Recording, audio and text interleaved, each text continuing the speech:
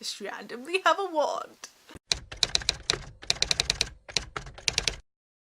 Hello strangers, I'm Savannah and this is my wrap up for the month of July. I know I just posted my June one on the 1st of August because life. I only read 4 books this month and most of them were part of the Stranger-thon, which is my readathon, and we had a session this month. It went bad in terms of running a readathon.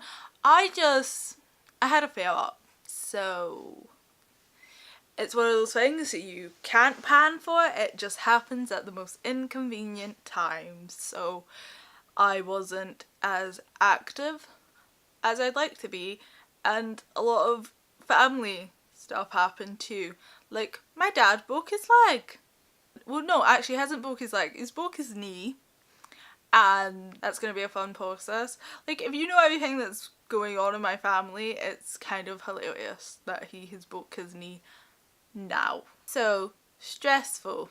And it's just kind of been one of those months where I don't really want to do anything but watch really bad TV, aka a haunting.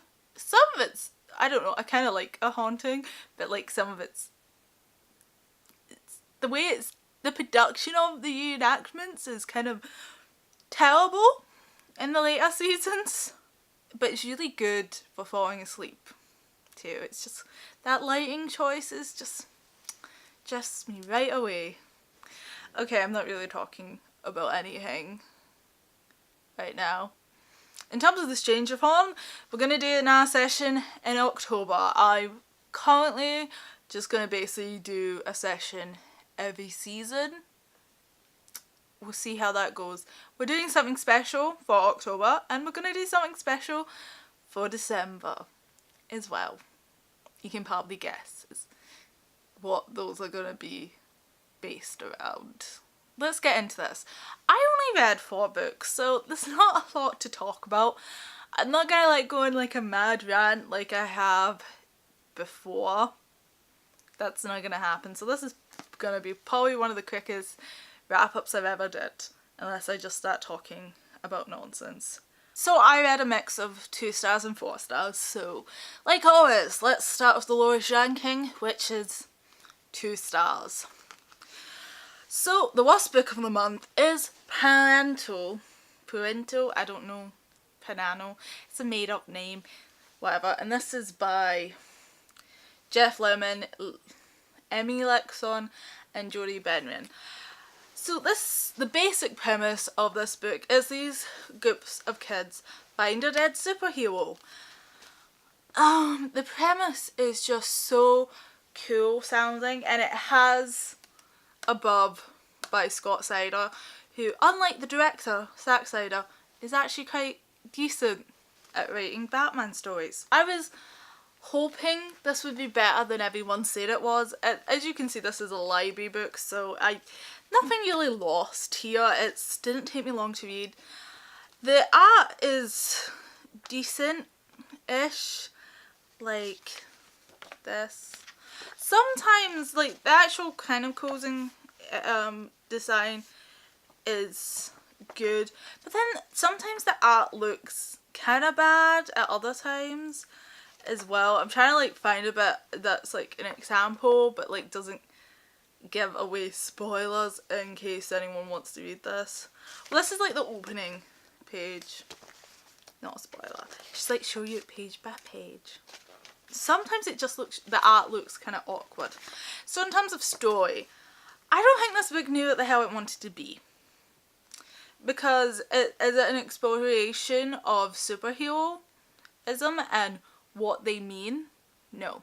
And to be honest, it's not very original either, because there's an episode of Batman the Animated Series where a bunch of kids find Batman like completely knocked out and dying and have to save him, which is the only thing that would happen in like a TV show. It's kind of weird that it's actually in Batman the Animated Series, which was kind of serious. And it's like one of the early seasons as well, so it's like... It's actually quite a decent episode. A lot of people hate it based on premise alone, but I kind of like it. If it was like every episode was like that, yeah, no, I wouldn't watch a TV series like that, but for like an episode, fine. Batman's in my basement is fun. I like fun. I like my superheroes a little bit fun, and Batman can be a little bit fun even while being drawn on a really dark background. That's the problem with Zack Snyder. He can't be fun. He has to be dark, and he sucks. He sucks as a writer and he sucks as a director.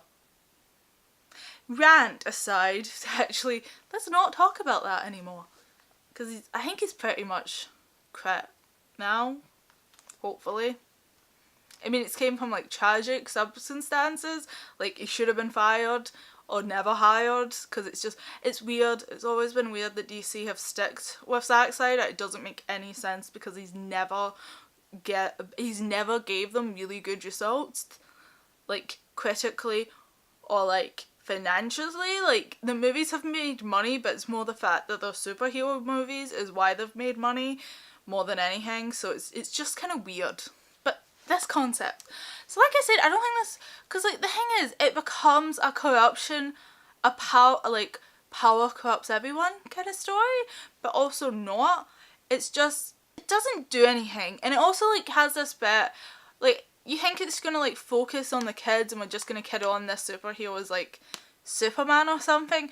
No, it gives us her like secret identity and her like background of like what happened, and I don't know why they did that, because they don't say anything by giving us her background, like the superhero, which is what this is named, Panto, well that's her name, Puerto, I don't know, is it meant to be Plutona? Punuta? Whatever. And all these kids have got like different backgrounds and stuff, and like sad single father, junk single father, mothers. The big problem with this graphic novel is it has this really cool concept and then does nothing with it. So like nothing happens. So moving on to a book that's been hyped to the T and was just really disappointing to me as somebody who really likes thrillers and mysteries, and I was just like, what are you guys talking about? This is like the most easiest solvable thing ever. I'm like, how'd you guys, like, it only took, it like, it's so easy, it's so obvious. And that book is One of Us is Lying by Karen M. McManus, which is actually how you say her name. McManus is the Scottish way of saying her name. I know I've said it really wrongly in my vlog of the Stranger Fawn, which hopefully will be edited and see the light of day. Like I said, I did nothing this month, and that included editing. This is based on the Breakfast Club. The thing is that not even very original adaptation of the Breakfast Club, because there has been other kind of takes on the Breakfast Club idea of like, one's a geek, one's whatever, one's this, one's that. That's already been done with a crime case. It was a TV show and it starred Alison B before she got into Community. You probably can guess what she was, because she's kind of typecast. She does it well, I guess, but she is typecast. I mean, I guess walks walk. Also, the same romantic relationship happens in that, so. Okay, so in terms of stuff, the characters are stereotypes, and they're very kind of 90s stereotypes. Stuff that's meant to be twists, but it's kind of obvious. Like, I don't know, like, the thing is, it's kind of like, it's obvious, but I guess some people might still be mad if I like spoil stuff. So in terms of mystery, like I said, I found this mystery, like everyone talked about how, I've had people say, oh, this mystery is so complex and oh, I didn't know where it was going. And I'm like, maybe they just didn't read a lot of mysteries, because if you read a lot of mysteries and you know how crime and how stuff works, it's like so obvious what the deal is. Like, it's like the shocking revelation is like, it's not shocking. And in fact, I started getting annoyed with the characters because of how obvious it was, and especially because like maybe if it's happening to you you wouldn't notice, but they start getting the pieces that you really should have made them realize that, well, that's what happened. Because especially because they say, well, I don't think they did it, I know they didn't do it, I can't imagine they did it, and they say that, they go, this is a circle that goes around. They all say this about each other. It's just, it's dumb.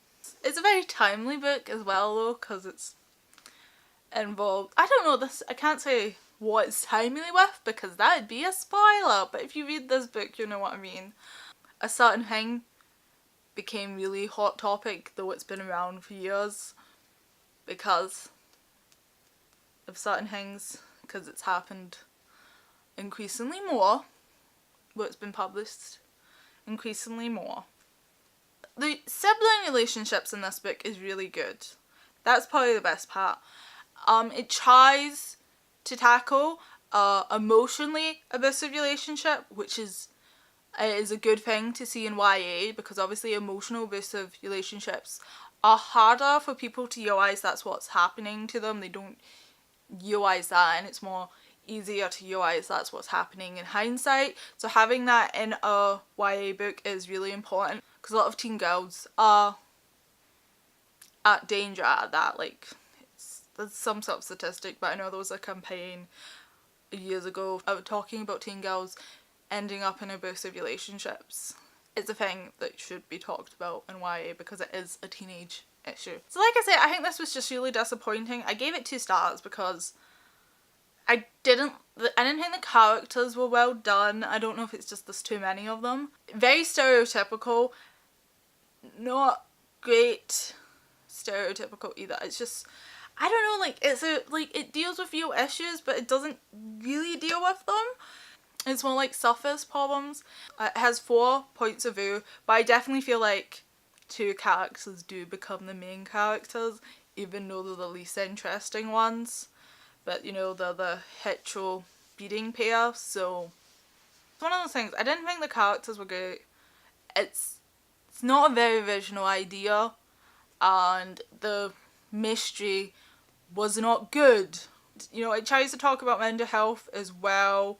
It doesn't do a great job either, because I can't say stuff without spoiling, and this is a wrap up, so it's not like it's a review where you've came here expecting that I'm going to talk about stuff, and maybe I might go into discussion to talk about more the problematic stuff with being able to spoil stuff and people not getting upset by that because I've gave a warning. But like, I don't know, I don't feel like I want to really discuss this book much, because like, it's 2 stars. I'm just like, everyone talked about what a good filler this was, and it's not filling, and this mystery aspect of it is very obvious. I'm the sort of person who, like, it's one of those times I don't mind being able to solve the mystery, but if the mystery is so stupidly obvious, then I can't watch it. It's like one of the reasons why I watched the first episode of Elementary and I just got, she's in a fucking panic room, this is so fucking obvious. Duh. She's a rich person, they can't find the body. Where will she be? A panic room. Like, tons of rich people have panic rooms now. That's where she is. So yeah, I didn't spoil this book, I spoiled a show that's like 10 years old and bad. I mean, if Lucy Liu was gonna be Sherlock, I could be down for that, but like, but I'm not down for sexist bullshit. And you can try and tell me it's not sexist to turn Watson into a woman, but like, Watson is meant to be the dumb one who's like clearly in love with Sherlock, and if you're not really gonna do that, it's not really a Sherlock adaptation. Sherlock Holmes adaptation, I mean. Just like, instead of talking about books, I would just start ranting about random things like bad adaptations of Sherlock Holmes. Sherlock Holmes is my boy. I don't talk about him as much as I used to when I started this channel, but that love is still there. He's still my gay boyfriend with his boyfriend.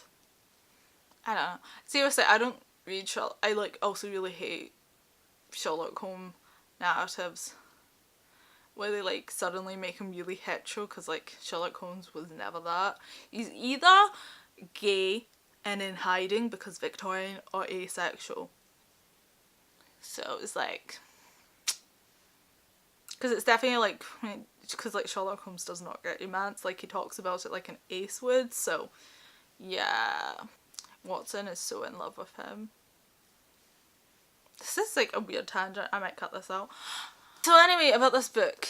The solution is just so solvable that I just like the characters become idiots, and like they start getting the pieces, so it's like she should have like known really sooner, like they should have figured it out.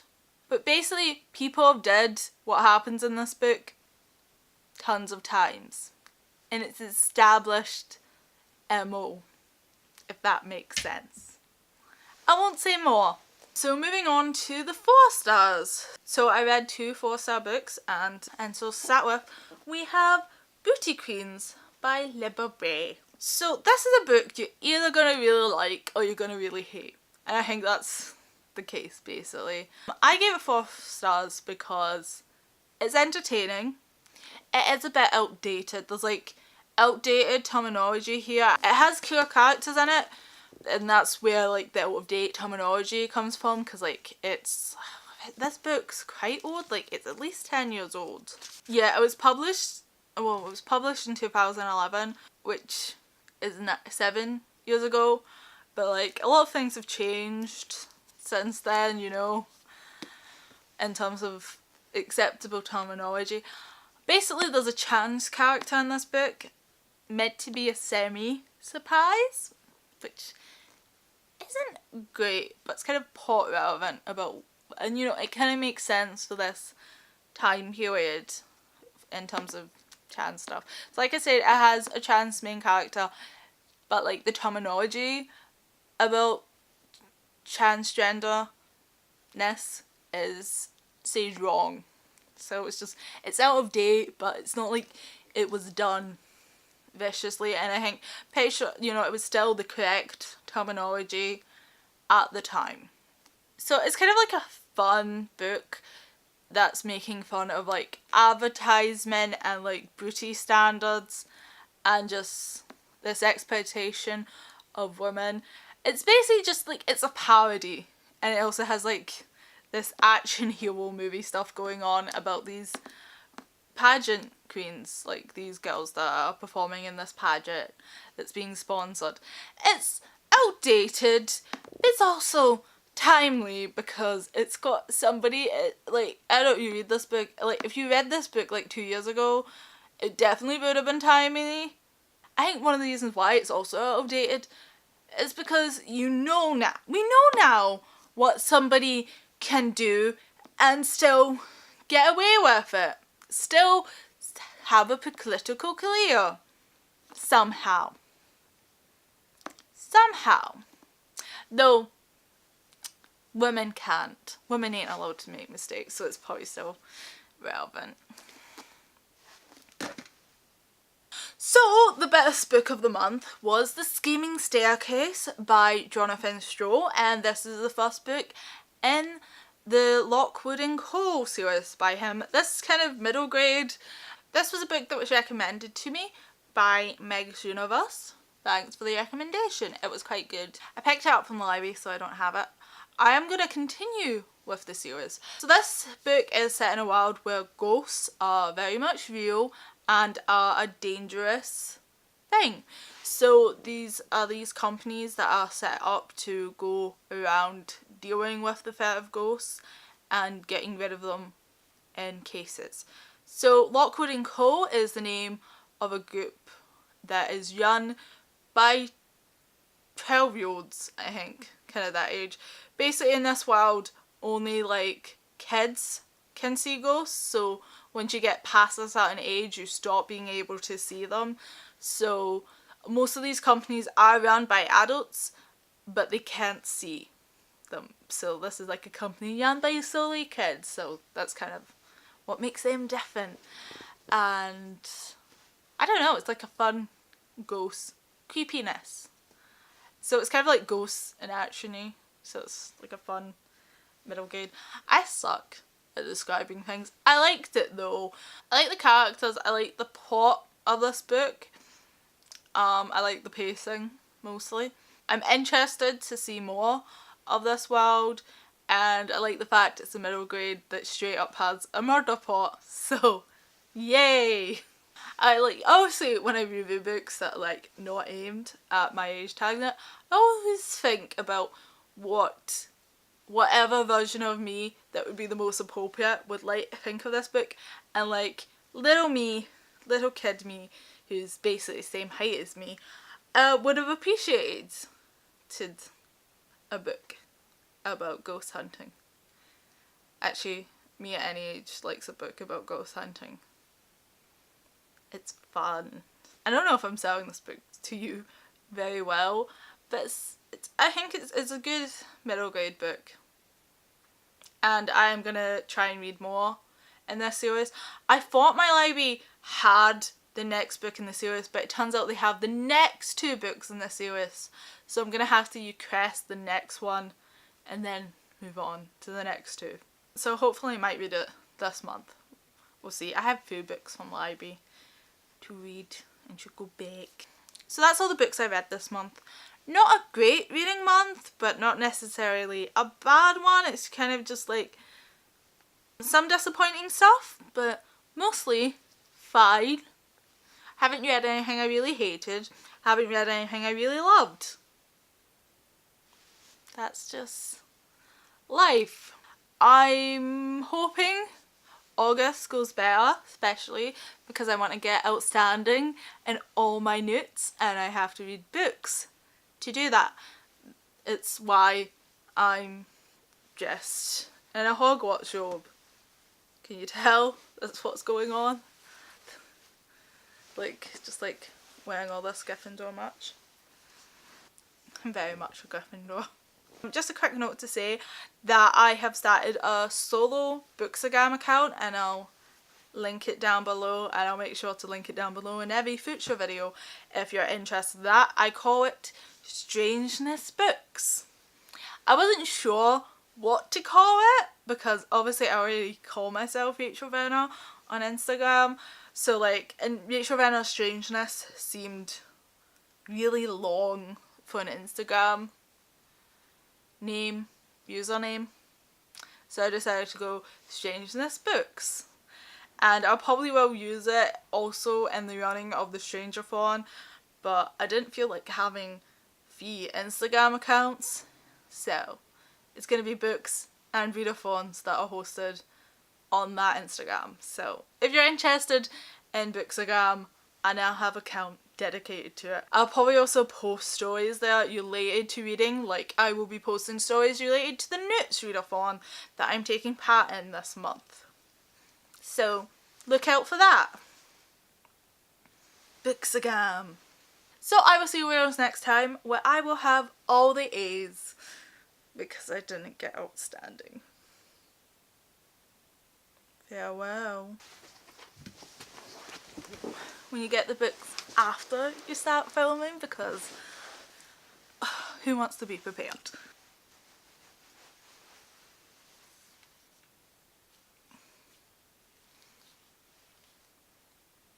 See you later. That's not what you say.